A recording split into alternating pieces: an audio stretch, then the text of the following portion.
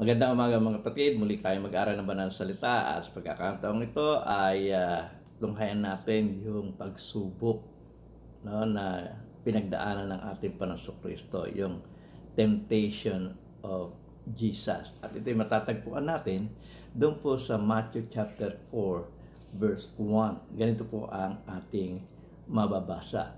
Then Jesus was led by the Spirit into the wilderness to be tempted by the devil. No? Kung tatagalogin po ito, dinala ng Espiritu ang ating Panginoon sa Kristo sa ilang wilderness para lamang dumaan sa tukso ng diablo. Parang negatibo ang dating po.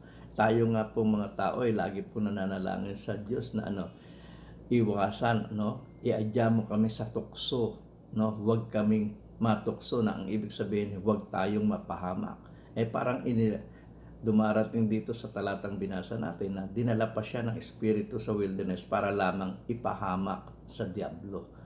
Pero hindi po yun yung kahulugan doon sa original na pagkakasulat ng banal na kasulatan, sapagkat yung salitang tempted po dito ay translated from the Greek word peraso, na peraso sa original pong meaning po nito ay to test, ibig sabihin subukin.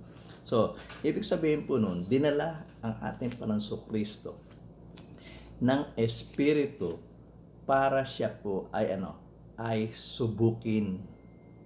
Hindi po para siya ay tuksuhin, para siya ay magkasala, kundi siya po ay susubukin. Bakit siya susubukin? Sapagkat prior po, ito po, ang naganap po ito ay prior doon sa kanyang personal ministry. So titignan lamang po, kung siya po ay preparado na doon sa kanyang magiging misyon, doon sa kanyang personal ministry, doon sa kanyang misyon na ipangaral ang Ebanghelyo sa lahat ng particular doon sa kanyang mga kababayang Hudyo. So dito ay dadaan po siya, hindi para siya ay matukso, kundi siya ay dadaan sa pagsubok upang patunayan niya na siya po ay handa na sa kanyang ministeryo.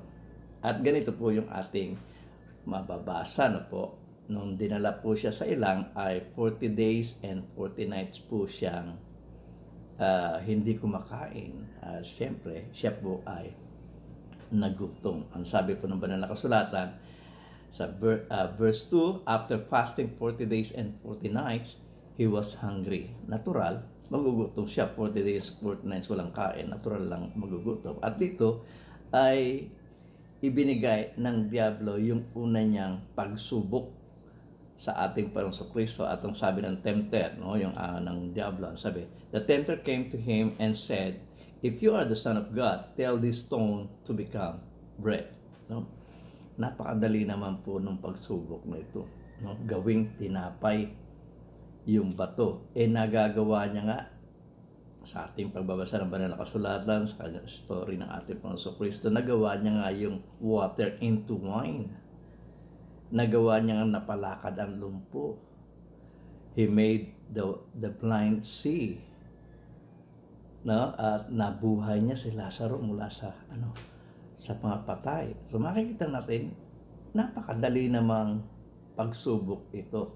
Kaya naman gawin ng ating Panginoong Kristo itong bagay na pinag-uutos sa kanya ng diablo. Pero hindi po kasi nga prior ito doon sa sa kanyang personal ministry. Ang gustong malaman ng diablo rito ay kung handa na siya doon sa kanyang ministeryo. Kaya nga sagot ng ating Panginoong Kristo, handa na ako sa ministeryo ko dahil sabi niya, Jesus answered, it is written. So makikita natin sa bawat tuksong kanyang pinagdaanan, ang lagi niya lang sinasabi, it is written, na ipinahiwatig niya na alam niya yung nasusulat. Kaya hindi siya pwedeng malinlang. At yung nasusulat, ang sabi po doon, Jesus answered, it is written, man shall not live on bread alone, but on every word that comes from the mouth of God. So alam ng ating Panginoon Kristo yung nasusulat. At alam niya na yung komposisyon ng tao, meron pong spirit, meron pong flesh. At yung flesh, kailangan pakainin ng tinapay. Pero hindi lamang sa tinapay, dapat mabuhay ang tao. Mabuhay rin siya sa espiritu. At ang espiritu po ay dapat pakainin ng mga salita ng Diyos. At ito ay ay totoong nakasulat. Kaya nga sabi niya, ito nasusulat.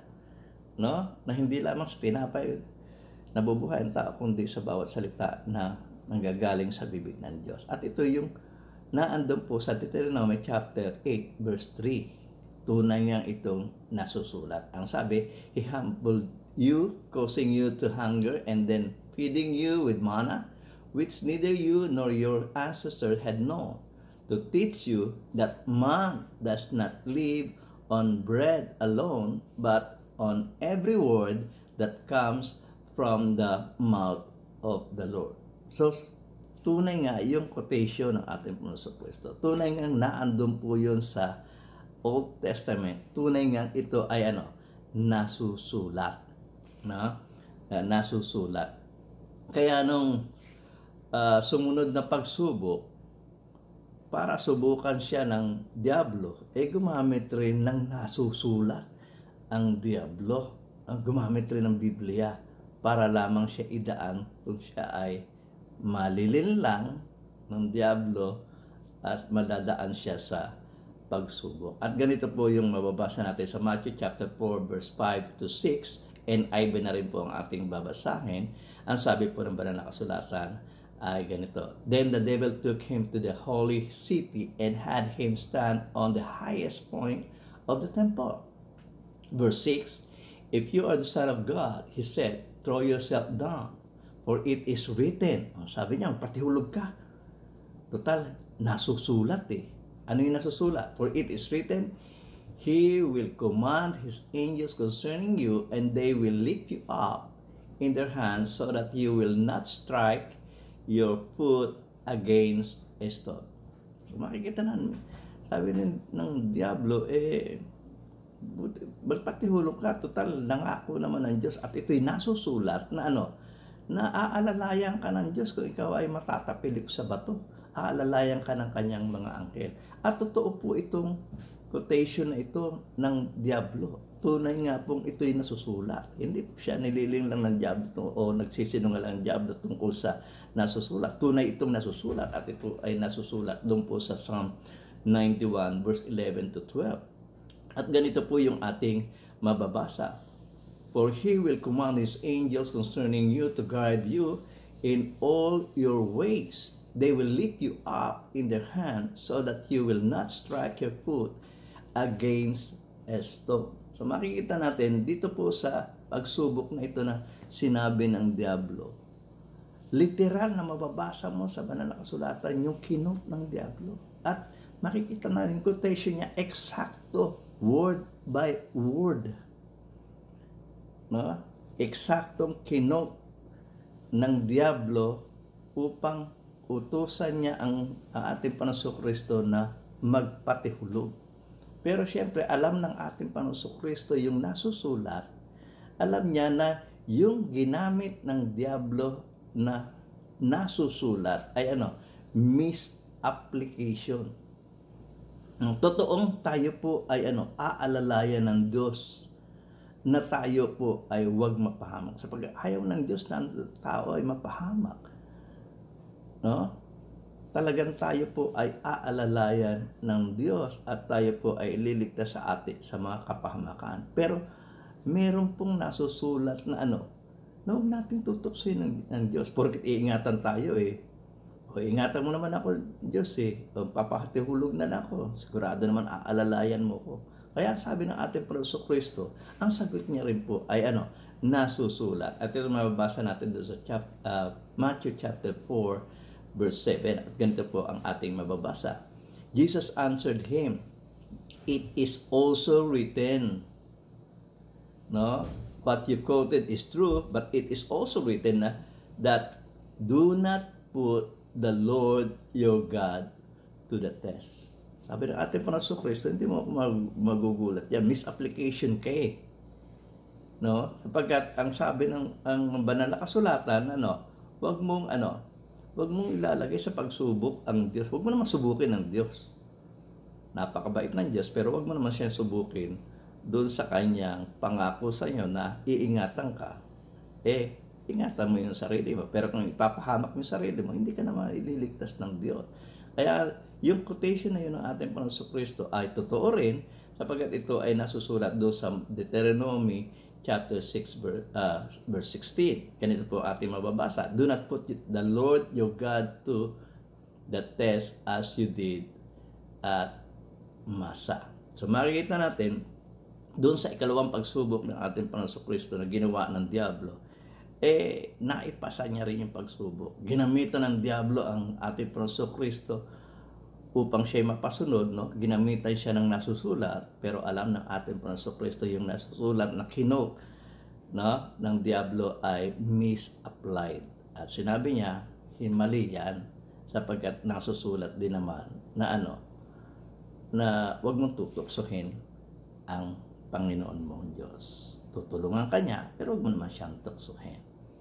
So, dinaan siya ngayon sa ikatlong pagsubok. At ito'y mababasa natin doon sa chapter 4, verse 8 to 9 ng Matthew. At ganito po ating mababasa. Again, the devil took him to the very high mountain and showed him all the kingdoms of the world and their splendor. So, dinaan siya sa mga material na bagay. And sabi, all this I will give you, he said, if you will bow down and worship me. At ito ay isang kainahan rin ng lahat ng tao, no? Pag ikaw ay napapangako na magagandang bagay, ay nawawala ka na. At ang sinusunod mo na, yung nagbabigay sa iyo ng mga lahat ng bagay at sinasamba mo na, at hindi mo na nakakalimutan mo na sambahin ang Diyos. At ito ay sinagot ng ating Panginoon Kristo at sabi niya uli, it is written. Hindi mo ako malilila sapagkat ito yung nasusulat. At ano yung nasusulat? Jesus said to him, away from me, Satan, for it is written, worship the Lord your God and serve Him.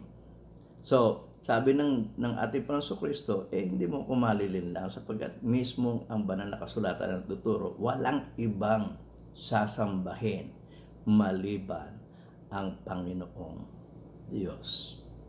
So, hindi siya natangay ng mga material na bagay na pangako ni Satanas para lamang alisin niya yung kanyang pagsamba dun sa kanyang Panginoong Diyos. Sapagkat ang Biblia mismo, ang nasusulat mismo, nagsasabi na ang sasambahin lamang ay ang Diyos. At itong kinote ng ating Panginoon Kristo ay naandun po sa Deuteronomy chapter 6 verse 13. No, literal natin mababasa ang sabi, fear the Lord your God, serve Him only, and take your oaths in His name. Ang sabi, ikaw ay matakot sa Panginoon mong Diyos at sa Kanya ay maglilingkod ka at sa pamagitan lamang ng Kanyang pangalan, susumpa ka.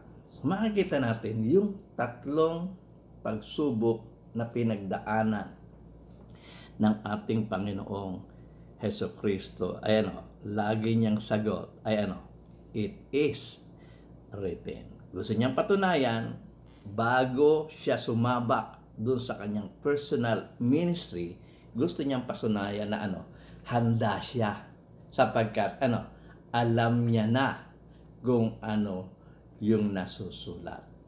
So makikita natin dito sa Matthew chapter 4 verse 11, nung matapos na yung pagsubok, iniwan na siya ng Diablo. Hindi siya natangay ng Diablo. At pagkatapos na ay nagdatingan na yung mga anghel at siya ay pinaglingkuran. Sabi, then the devil left him and the angels came and attended him. So, makikita natin dito bago sumabak ang ating Panginoon sa kanyang personal ministry, ipinatunayan niya lang na alam niya ang nasusulat, kaya handa siya doon sa kanyang magiging misyon o magiging trabaho dito sa mundo na ipangaral ang ebanghelyo sa kanyang personal ministry because he know what is written. And what have we learned from this story? Simple lang, we should know our Bible.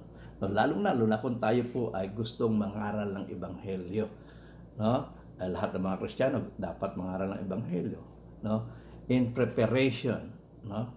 Bago tayo sumabak doon sa pangaral ng Ebanghelyo, dapat we know our Bible. We know what is written very well. No? Kasi may mga, miski sa panahon ng mga apostol, may mga taong gustong mangaral pero hindi naman nila alam yung kanilang ipinangangaral at hindi nila alam ipagtanggol yung kanilang gustong ipagtanggol. Ang sabi po doon sa 1 Timothy chapter 1 verse 7, they want to be teachers of the law, but they do not know what they are talking about or what they saw confidently. So, di naman nila alam kung ano yung gusto nilang patunayan.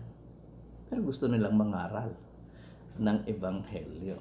So, makikita natin, kung tayo ay gustong mangaral ng Ebanghelyo, at bilang Kristiyano, dapat tayong lahat ay mangaral ng Ebanghelyo, dapat alam natin yung yung nasusulat. Kaya nga sabi ng ating Panginoong Kristo dito po sa John chapter 3 o John chapter 5 verse 39, no?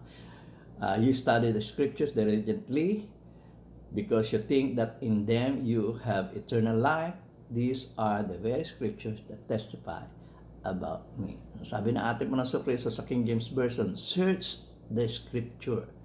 Sabi ni Apostol Pablo naman, nung siya ay sumulat kay Timothy, sa 2 Timothy chapter 3 verse 15 to 17, ang sabi, and how from infancy you have known the holy scriptures, which are able to make you wise for salvation through faith in Christ Jesus. All scriptures is God-breathed and is useful for teaching, for rebuking, for correcting and training in righteousness, so that the servant of God may be thoroughly equipped for every good work. So if we want to be equipped for our work, for our job in preaching the gospel, we should know, we should serve the scripture. Sabi nga ni Apostol Pablo dun sa mga taga-Berean dun sa Acts chapter 17 verse 11, ang sabi, these Bereans were more noble than those in Thessalonica, no? Nabubulo na naman ako. In that they received the word with all readiness of mind and searched the scriptures daily whether those things were so. So makikita natin yung mga taga-Berea no? Nung mga aral si Apostol Pablo, siniyak ng mga taga-Berea na alam ni Apostol Pablo yung nasusulat. Kaya sinusubaybayan nila habang nangangaral sila si Apostol Pablo, sinusubaybayan naman nila yung pagbasa ng banal na na kasalutan. So makikita natin, dapat tayong handa. Dapat tayong preparado kung tayo po ay mangangaral ng Ebanghelyo tulad nung preparasyon na ginawa ng ating Panginoong Kristo. We should know the Bible. And sa pagkakataon ito ay tapusin natin yung ating pong pag-aaral at maraming salamat po. Thank you for your time. And if you are new on this channel and you enjoy the lesson, please subscribe and ring the bell to notify you of the new video. Kasi lagi ako maggagawa ng video para sa inyo. For this, kasi gumawa ako ng program na Preach from Home program habang tayo po ay under pandemic, no? Na tayo po ay we have to stay home. So, para mapagtuloy po yung pangangaral ng Ebanghelyo, I preach from home. At don't forget to press the thumbs up. So, maraming salamat po sa inyong pakikinig.